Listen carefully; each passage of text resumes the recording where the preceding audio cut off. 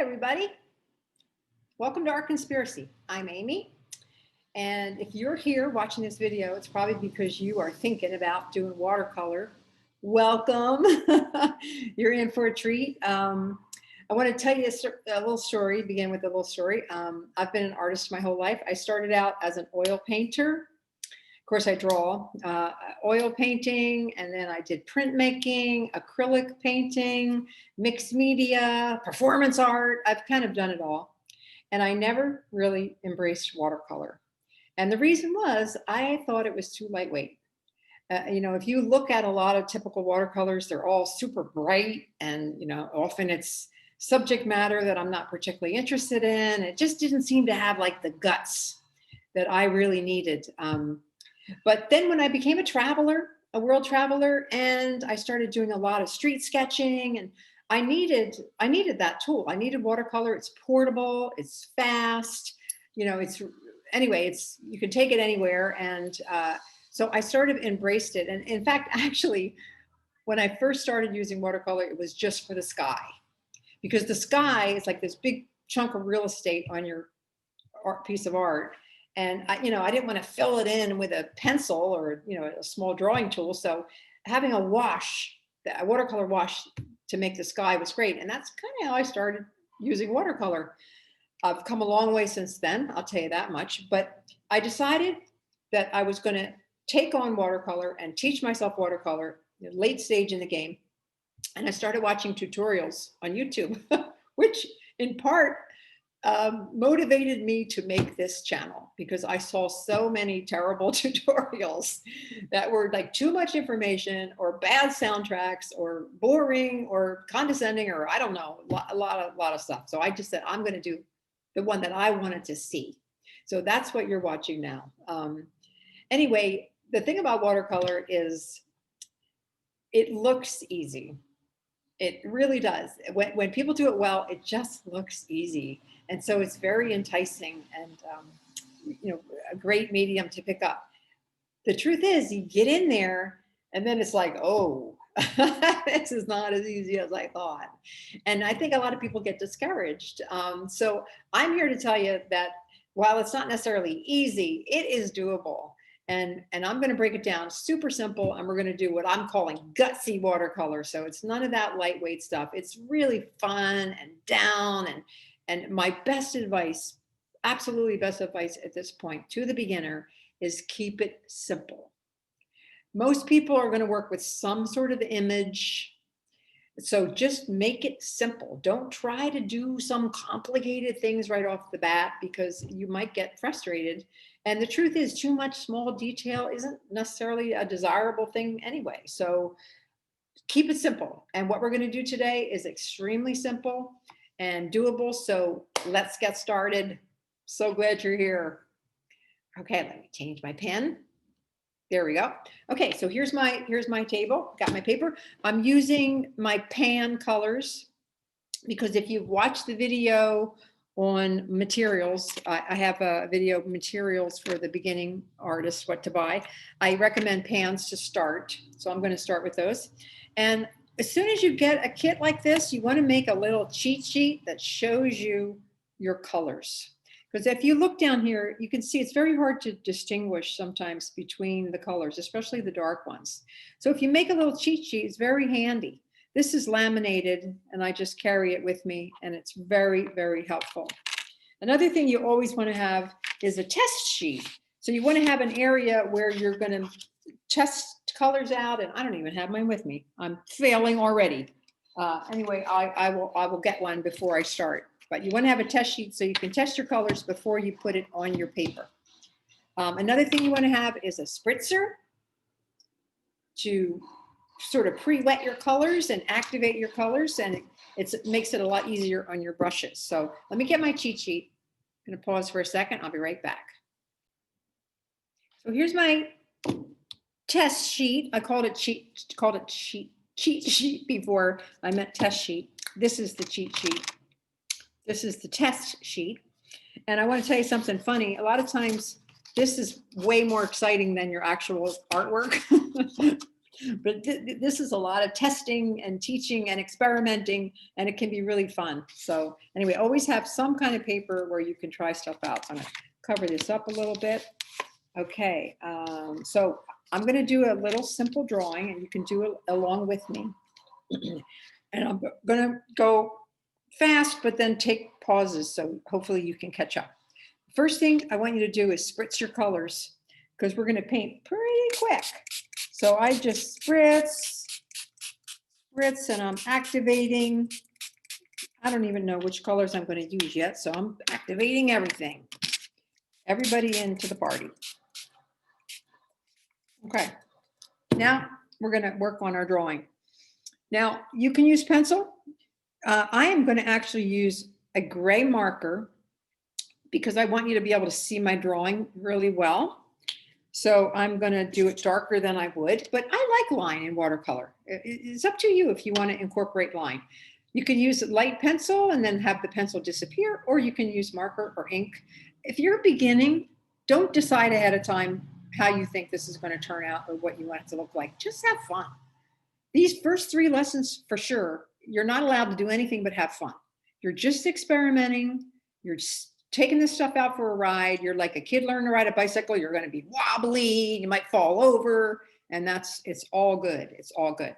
Okay, so I'm talking to you, but I don't think you can see me. Missing all my hand gestures. Okay, our very, very simple composition is going to be flowers and a vase. Now your vase could be just a rectangle, or you can make it like a little vase-like. Up to you, something really simple. Now I drew this, notice I didn't fill in the line. Why? Because I want to leave room for plants. This is green, this is all a burst of green. And then I'm going to have some flowers, and I'm just isolating 3 shapes. This one, this one, and this one. Those are flowers, everything else is green, and there's the vase. I'm done. And one of the things I did very quickly was I left a cushion around my vase. So I drew my vase, I made sure it didn't get too close to the bottom, and my green didn't get too close to the top. So everything fits. And you can imagine, we can put this in a gilded frame someday, and it's going to be great. So pay attention to your edges. That's a little composition lesson. So the first thing I want to say is let's do your green. So I'm going to get some water. I'm going to pick up a sap green. Everybody has Viridian typically, but just pick your base green. And actually, look at this. I did 2 greens. I did a little Viridian, did a little sap. We're not being careful, especially not today. Heck no. Okay, so making a big old pile of green. Okay, this is my base color. So I'm going to have different greens. I'm going to have light and dark, but I'm not going to worry about that. Right now, I'm doing the base green. Now check this out. I'm going to protect my flowers because I don't want them to get infected by this green. So I'm going to work around my flowers, protecting my pretty flowers. Do you see them? Okay, now I can go outward with a little bit more abandon. Out, out, out. Maybe there's like leaves that go into the atmosphere. You can also just pick up some water and even make it softer on the edges if you want to. Maybe some landed on the table over here. Got a couple leaves that fell. All right, that's great. Now, if you want some lighter green, grab a tissue. While it's wet, you can just pick out some lights. Do you see that? Oh, it's so much fun. And with plants, it's easy, it makes texture and it works great. And now all this area is wet. So if I make a darker green, I'm gonna go into my sap, go back to my pile, add a little Payne's gray, which is not black, it's a gray. And it makes a dark green. Is it the right color? Yes, it is. I did my test. And now I'm just going to drop that in here and there. I'm going to do it sort of to the left of my flowers so that it really shows them off, maybe around them a little bit. Keeping it mostly on the left side so that it feels a little bit like there's a light source. But when you drop this paint in, it's going to stay in the areas that you already wet. It won't go out to the dry area. So it's contained. So you can have some fun with this.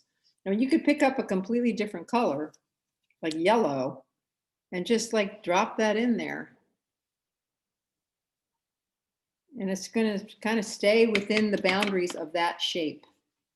Okay, now while this is drying a little bit, let's keep protecting our roses. Let's do our vase. Now I said I'm going to establish that the light's coming this way. It's good to know where your light's coming from. It's helpful. So I'm going to mix a base color. I'm going to make it ultramarine blue. Everybody's got ultramarine blue. I pick it up. Again, I'm going to put it in my residue tray, in a part of the tray that's got a similar color. So it's not totally pure right out of the tube or the pan. It's got a little flavoring by what was in my tray, but it's a similar color, so it's not going to make it too muddy or anything like that. Okay, so again, I'm going to do base color. I'm going to avoid this. Actually, it ran a little bit. That's okay. But I'm going to paint the whole thing one color really fast. See that? Easy peasy Louisey. Now the light's coming from this direction. I'm just going to pull out some. Ooh, look at that. Pretty. And then again, if I want to use that Payne's Gray again, make a darker blue, do a test. Do I like it? Yes, I do. Then I can just drop that in, keeping a hard edge, but dropping it into the left side and increasing the light and dark situation. Okay, look how pretty that is. Now let's say we want a shadow. Light's coming from here. I got paint here already. I can just drag some of this paint out here. Look at that. That's a pretty simple way to do it. Okay, I got my background and my roses, or flowers, whatever they are. And I'm still protecting my roses for a little bit longer, waiting for this green to dry a little bit more, although I don't have to touch it. So I'm going to make a very neutral background. I'm going to use, look at all this flavor, like chili pepper, black pepper. It's kind of a reddish brown, which is perfect because all these are cool. So I don't want red. I'm going to make my flowers red. I don't want it hot like that. But yeah, look at that nice neutral brown. And here's where you can really have fun with watercolor too, is to just play with, in the background, just play with your brush strokes. Change the direction of your brush. Leave some of the paper showing. Now I just put it right up against that edge and I picked up some of the blue. That's okay. I can always take my tissue and say, oh, I don't like that. I'm going to lighten that back up. Maybe create some texture over here. Pick up some more, just have some showing up behind the plant. Again, paying attention to the frame that I have. And maybe the table is the same color. Just a slightly different version, just to make it feel complete. Again, just soften that, just a suggestion. Okay, we're almost done. I'm gonna bring that up there. How you doing out there? I hope you're having fun. Feel free to freeze the video if you want to. Anyway, the final fun part, so I'm going to take some nice clean water, always have more than one vessel. I'm going to pick up a very vivid red. Look at my cheat sheet. Which red do I want? I'm going to use this one, the rose. Little water, make sure it's the right consistency. I want it to be fairly thick. Okay, and I'm not going to just fill it everywhere, but I'm going to do flowerness. Here and there.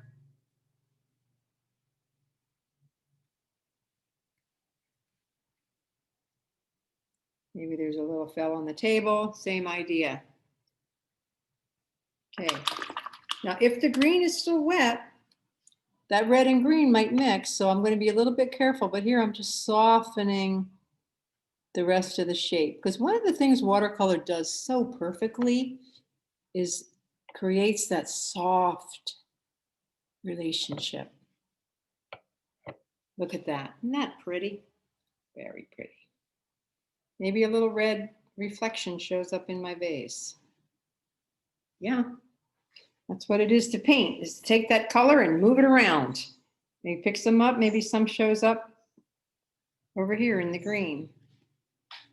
There's some other plants coming through. I just noticed too that I have sort of a light area. I'm going to pick up a little bit of my neutral background and just sort of cut that down a little bit so it's not as obvious. Maybe over here too. With watercolor, you often leave white at the page. You have to decide how much is enough. So that's it. Oh my gosh, if you are working along with me, you got something like this, and I'm so excited for you. Okay, simple, super simple, keep it simple. That's my best advice. Okay, this is just number one.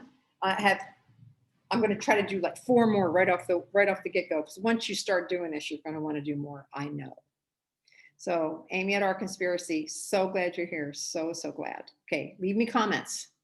Comments are good. I want to know you're out there watching. Okay, see you next time.